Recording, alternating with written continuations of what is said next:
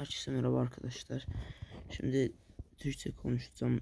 Evet, bu videoda aslında şimdi post yapmıştım.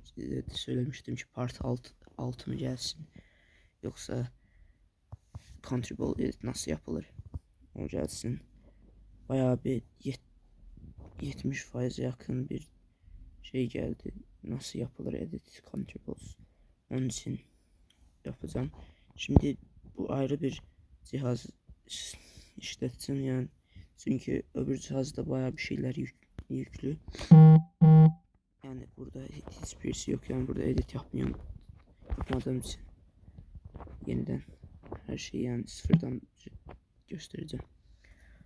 Aslında yani Azeriyim ama Türkçe konuşuyorum çünkü bayağı yani Azerbaycanlılar Türkçe anlıyor ama Türklerin bayağısı Azerice anlamadığı için mecbur. Şimdi önce CapCut burada yok galiba. Orasını keseceğim, yükleyeceğim. Bazıları hiç onu böyle bilmiyor ki. Burada gerekli. Onu bekleyelim. Evet, evet. Biraz beklemek gerekiyor galiba. Diyelim ki CapCut tamam. Dedik. Tamam. Al işte. Yani indirildi. Biraz uzun sürdü, onun için şey yapmak istedim. Şimdi bu bir. Sonra geliyorsunuz.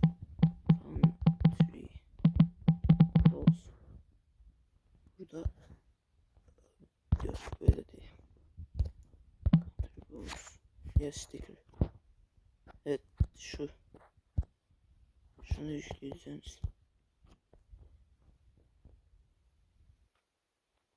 Şimdi bu yüklen çabuk oluyor. Çünkü o kadar kolay değil. Şimdi bir de esas değil de az önce işte esas. Rolled performance. Evet. Şunu yazıyorsunuz arkadaşlar.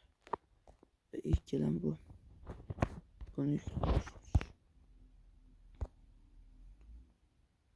Şimdi bekleyelim. Evet, stickers yüklendi, indirildi. Road Provinces da indirildi. Şimdi evet, Road Provinces orada ama evet, aslında ilk önce Road Provinces'e girebiliriz ki esas zor olan bu. Burada oluyor yani esas şeyler. Şimdi oha basıyor bir de. Mesela Türkiye burada aşağıda reference, aslında İngilizce, bunu Türkçe yapmak mümkün tabi de. Bir dakika, buradan settings ayarlar diye current language, buradan Türkçe seçebiliyorsunuz.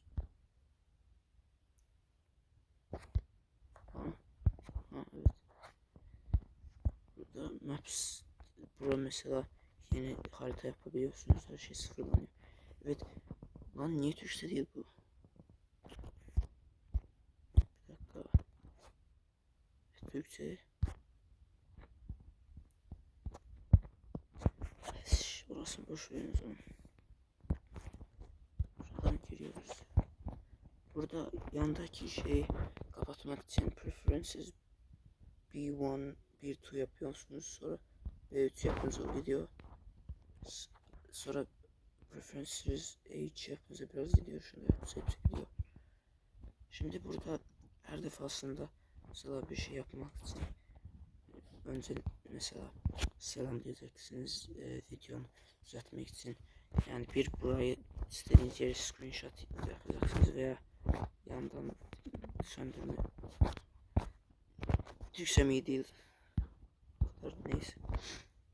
Şurayı screenshot yaptınız, sonra geliyorsunuz preferences A1 yapıyorsunuz. Şuradan blocked, o kilit işaretine basınca onu atıyorsunuz. Şimdi Türkiye'nin üstüne basıp şuradan o true, doğru işareti var ya, yeşil, ona basınca evet. Şimdi nereye basarsanız Türkiye'nin olacak. Mesela Ermenistan'a alalım. Gitti Türkiye, sonra X'e basınca yanlış şey, kırmızı gidiyor. Veya Türkiye'ye basıp yeniden doğru işaretine basınız ama onun altında change province değil de onu bir defa basarsanız change country yaparsanız Gürcistan'a basınca bütün country'ni alıyor, yani change country. Ama set country işte o hiçbir şey yapmıyor. Galiba onu ben de anladım. Change provinces bir de change country. Yani world provinces bu kadar diyebiliyorum. Ama şimdi bunları her defasında screenshot yapıyorsunuz. Sonra da şimdi şeyden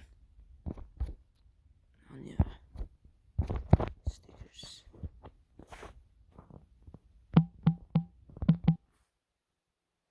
falan. Evet. Şimdi rengi kırmıyorsunuz. Evet. Mesela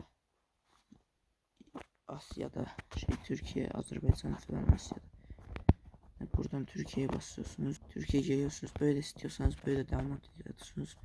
Ya da göze girince göz seçebiliyorsunuz. Bu satal falandan da aksesuarlar ekleyebiliyorsunuz mesela. Şöyle biliyorsunuz vesaire. Şuradan da sileyim. Burada girince download yapınca da yani galeri yanınıza gidiyor. Sonra da CapCut'a girince CapCut'ı yani CapCut'ta edit yapamayanlar için az da olsa öyle de bilirsin. Yani üretmek ne ya? Daha ne yapayım ben? Ne video? Yeni. Mesela. Evet.